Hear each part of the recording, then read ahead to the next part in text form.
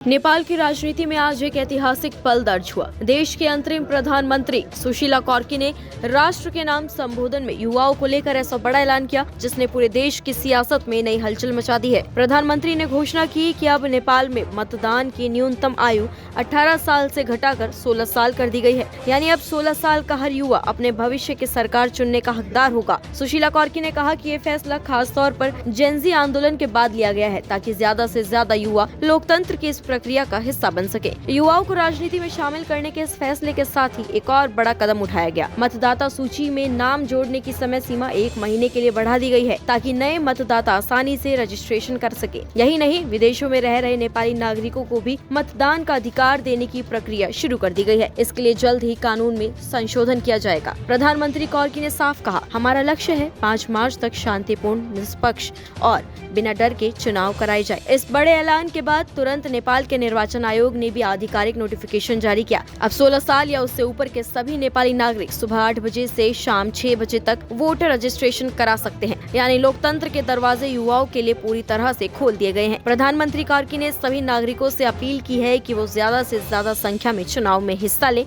और ऐसे नेताओं को चुने जो युवाओं की उम्मीदों पर खरे उतर सके। साथ ही उन्होंने राजनीतिक दलों, मीडिया और आम नागरिकों से भी मिलकर चुनाव को सफल और शांतिपूर्ण बनाने का आग्रह किया है। यही नहीं, कार्की ने भ्रष्टाचार के खिलाफ भी कड़ा रुख अपनाया। उन्होंने साफ कहा कि जेनजी आंदोलन के दौरान जिन नेताओं के घरों में भारी मात्रा में धनराशि मिली थी उसकी जांच की जाएगी। इसके लिए मनी लॉन्ड्रिंग विभाग को सख्त निर्देश दे दिए गए हैं। इसे नेपाल में भ्रष्टाचार के खिलाफ बड़ी कार्रवाई माना जा रहा है। चलिए अब आपको बता दें कि हाल के दिनों में आखिर नेपाल में क्या क्या हुआ और ये सुशीला कार्की कौन है। सुशीला कार्की नेपाल की जानी मानी न्यायविद रही है। वे नेपाल की पहली महिला मुख्य न्यायाधीश रह चुकी है। अपने कार्यकाल के दौरान उन्होंने कई बड़े फैसलों में पारदर्शिता और सख्ती दिखाई, जिससे उन्हें एक ईमानदार और सख्त न्यायाधीश के रूप में पहचान मिली। 7 जून 1952 को मोरंग जिले के विराटनगर में जन्मी कार्की ने त्रिभुवन विश्वविद्यालय से कानून और राजनीतिक विज्ञान की पढ़ाई की। भ्रष्टाचार के मामलों में उनकी सख्त भूमिका ने उन्हें आम जनता के बीच लोकप्रिय बनाया। हाल ही में वो नेपाल की पहली महिला अंतरिम प्रधानमंत्री बनी। पिछले कुछ महीनों से नेपाल गंभीर राजनीतिक संकट से जूझ रहा है।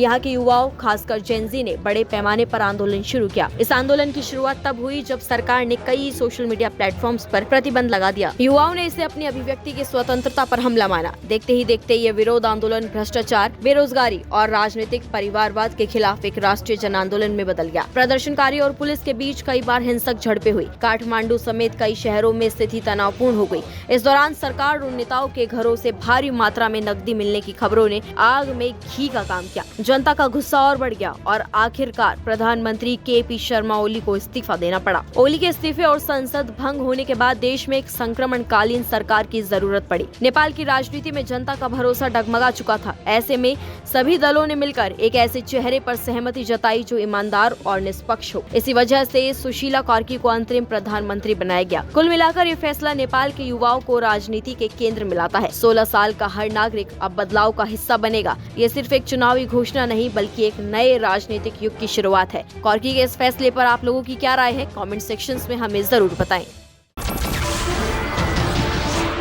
नमस्कार, मैं हूं मानक गुप्ता। अगर आपको हमारा ये वीडियो पसंद आया हो तो इसे लाइक और शेयर जरूर करें और हाँ, हमें सब्सक्राइब और फॉलो करना ना भूलें ताकि आप देश और दुनिया की कोई खबर मिस ना करें। तो जुड़े रहिए हमारे साथ और देखते रहिए न्यूज़ 24।